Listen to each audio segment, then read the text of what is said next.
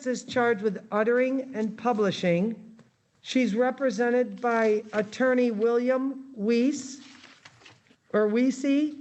and they are making the decision to waive the preliminary examination and waive the circuit court arraignment. We'll be sending Mr. Weesey the documentation for the waivers on the prelim and on the circuit court arraignment waiver.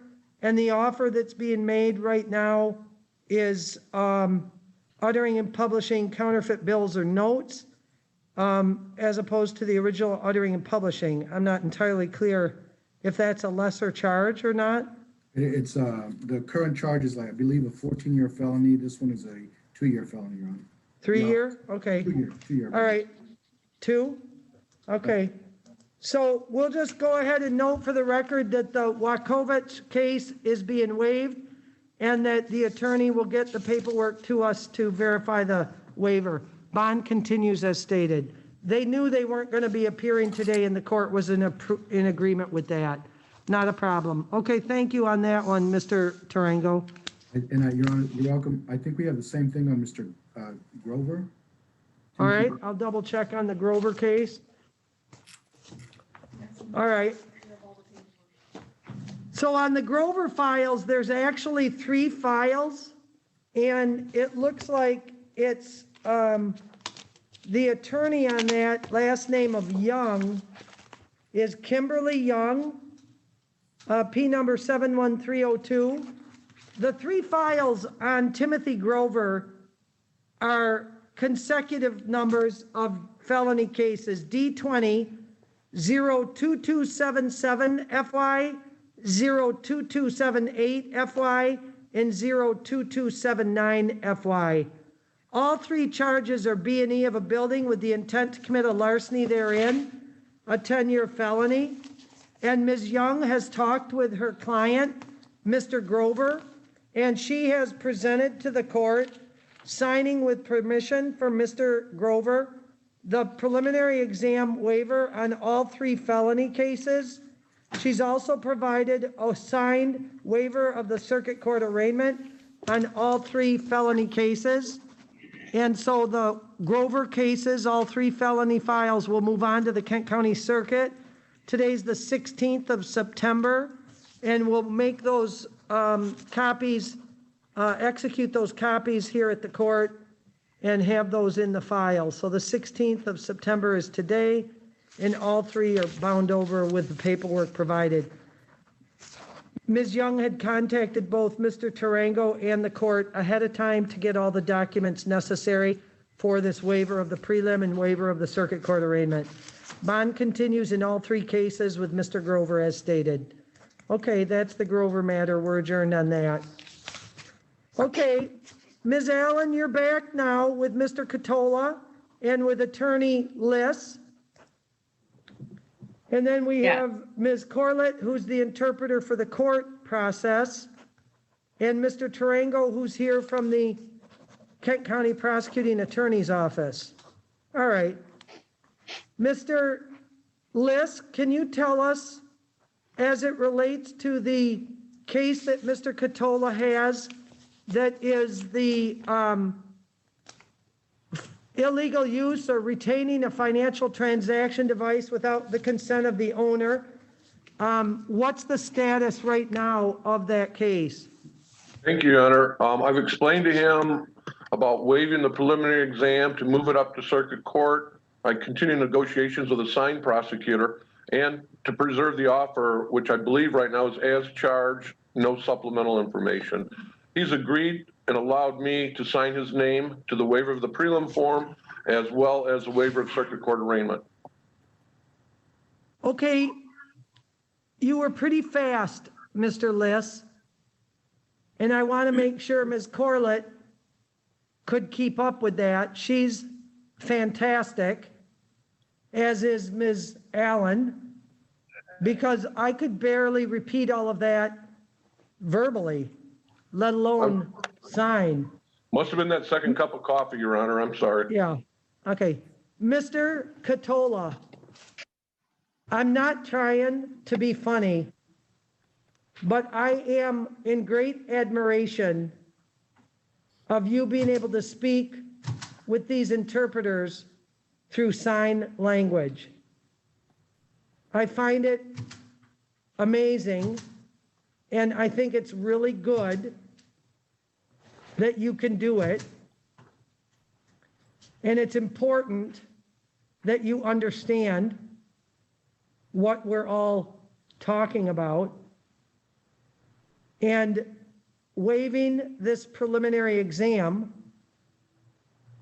means that I, as the judge, don't hear anything about the case.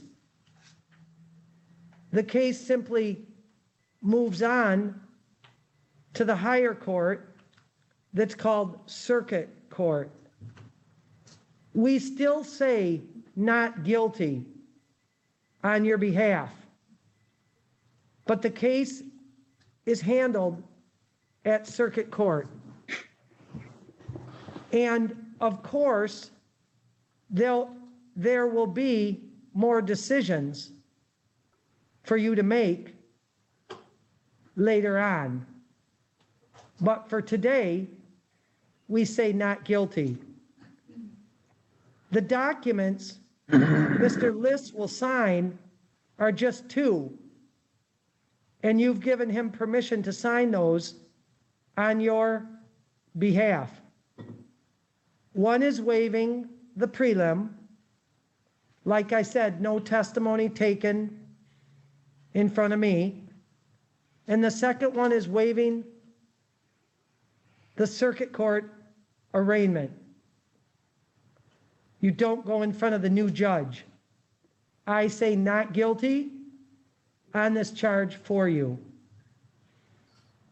That is pretty much it. Can you think of any questions about what I've said? I understand clearly. I understand.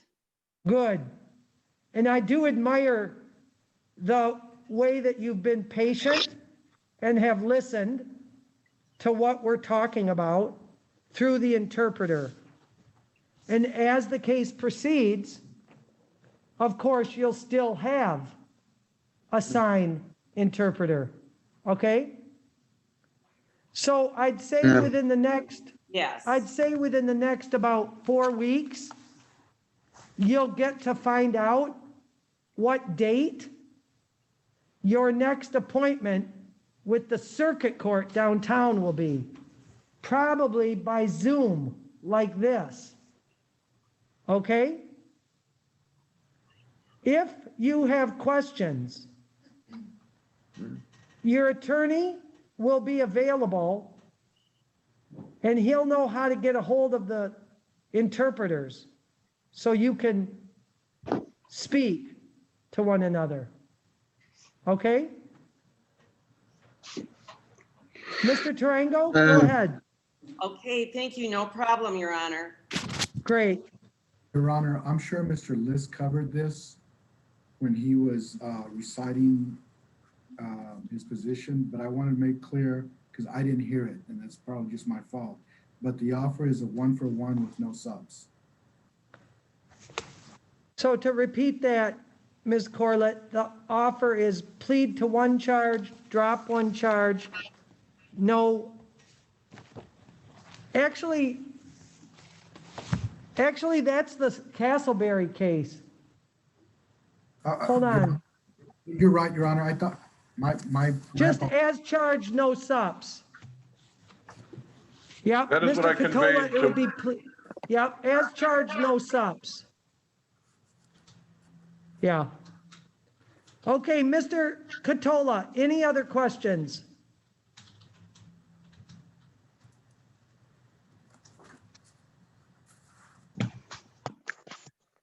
No, I don't really think I have anything else to say. Okay, Yeah, but other than I did do it. yeah. Well, you'll be talking to the other judge about the details. Yeah. All right. Okay, I have no questions, Your Honor. okay. Thank you, Ms. Corlett, very much. Thank you, Ms. Allen, very much. Mr. Liss, Are I'm going you, to, go could I ahead. ask could I ask the interpreter, one or the other, if I could get the information? Because we're going to need an interpreter down at circuit court as well, and I'm not sure how they work it with deaf interpreters. Mr. Liss, if I could give your telephone number Absolutely. to Ms. Corlett, and she has contact with Ms. Allen, Okay. correct? Yes. It's 710-1554. That's a 616 area code. Thank So you. Ms. Corlett, if you could give Mr. Liss a telephone call, 710-1554, and give him your information so he knows how to set up the sign interpreter. Certainly. Thank you so much. Okay, we're adjourned, everybody. You can disconnect. Thank you, Your Honor. Thank you, Mr. Liss. Thank you, Ms. Allen. Thank you, Ms. Corlett. And thank you, Mr. Your Honor. Curtola. Okay, yeah. Mr. Castleberry, you had a chance to briefly talk and meet Attorney Alita Bryant, the attorney that's on your case with this 2 counts, larceny in a building, 4-year felonies. Ms. Bryant, you were aware of the information from the prosecutor's office that the current offer is 1-for-1 with no subs? I am, Your Honor. Now, what's the thought that you have with Mr. Castleberry now in terms of going forward? Your Honor, I did not realize that he may be a good candidate for our treatment and support court until meeting with him this morning and realized that he is working with Interact. And so with that, that's a very, very good indication to me that he may be a good candidate for that program. And I'm going to make a referral to Monica Janiski of the prosecutor's office to go ahead and start vetting him for that. So with that, Your Honor, we can waive the witness's testimony with respect to today while I make that referral and see if we can get him into the treatment and support court program. Would it include waiving the prelim today, or would it just be putting it off for a week? No, to get him into the program, generally, we're not dealing with people who are trying to go to trial. And it didn't sound like to me necessarily that, it sounded like to me he was interested in what the program had to offer and not so interested in pursuing a trial in this case, unless I'm mistaken. Yep. Is that correct, Mr. Castleberry? Yes, ma'am, it is. Okay. Okay, thank you, Mr. Castleberry. So by waiving the preliminary exam today, there's no testimony, Mr. Castleberry. The case actually moves on to circuit court because circuit court handles all felonies. The offer that's being made would still be open and preserved, but you and your attorney would discuss further what Ms. Bryant has just said, and further decisions would be made at a later date. Okay, Also, by waiving your circuit court arraignment, you don't technically go in front of the circuit judge to hear the charge again. They allow me to say not guilty for you. Understand that? yes, ma'am. There's 2 documents that need to be signed. One's the waiver of the prelim, and one's the waiver of the circuit court arraignment. If you give Ms. Bryant authority to sign both of those on your behalf, we send her the paperwork, she sends it back to us. You still would be in contact with Ms. Bryant because she's looking into this treatment program. Do you understand? Yes, All right. And do you give her authority to sign those 2 documents? yes. Mr. Tarango, was there something that you wanted to say? I do, Your Honor, or I do have something to ask, Your Honor. And I'm going to refer to Ms. Bryant because she's more familiar with this, as the court stated. She's got the experience. My question or concern is this a waiver to circuit court pending Ms. Janeski appeal, or do we need to adjourn it so that she can make a determination? No, sir, it's a traditional waiver. I make a referral separately. If I was just letting the parties know that the referral process, how that works, that I make a referral to Yep. them. And then Right. it goes through several vetting processes before there's a decision made as to whether or not the person is accepted into the program or not. But for today's purposes, we're waiving traditionally, just like we would any other Yep. case. Right, perfect. and the Thank you. decision that they make is either going to be up or down. He's either accepted or he's not. And if Correct. he's accepted, then he gets into that program. If he's not, it's still at circuit court and you still discuss further negotiations on the case. That's correct. And I am the defense attorney in the program. So it just works as a double benefit Yep. to my client and that I'm his attorney regardless. Sure. Okay. And that's clear to you as well, Mr. Castleberry, at this point? You understand the question and what was answered? Yes. Okay, so then just stay in contact with Ms. Bryant. She'll keep you apprised of what's happening all along the way. Today, Okay. we'll send you the documentation, Ms. Bryant. It'll be coming from my clerk, who is Danelle Wheeler.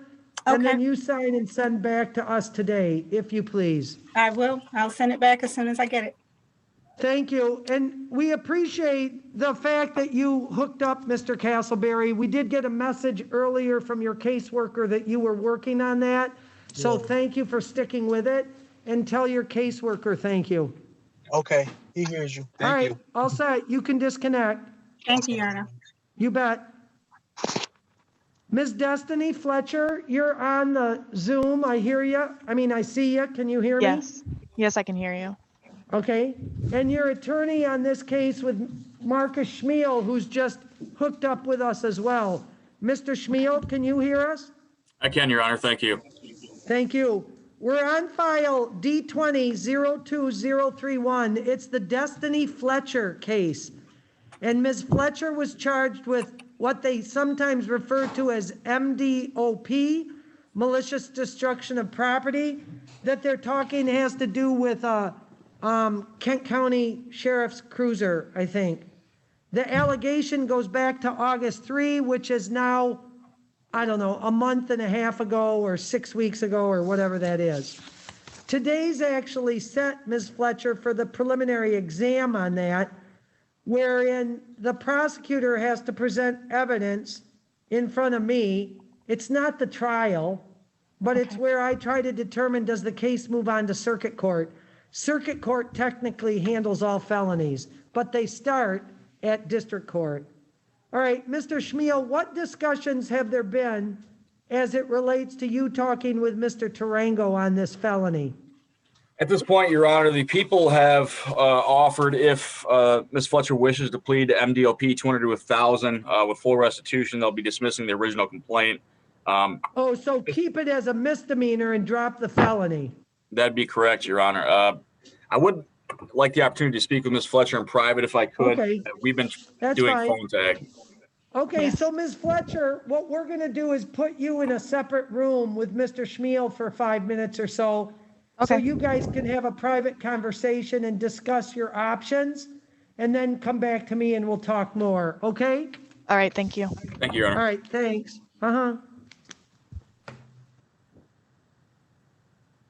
Your Honor, Yes, I just received an email from attorney Hackett, Robert Hackett, on the Arthur Thompson case. Thompson? Yes, Your Honor. I forwarded that same email to Ms. Stelma, but it's basically, he's waiving it. He signed. He wants to waive it?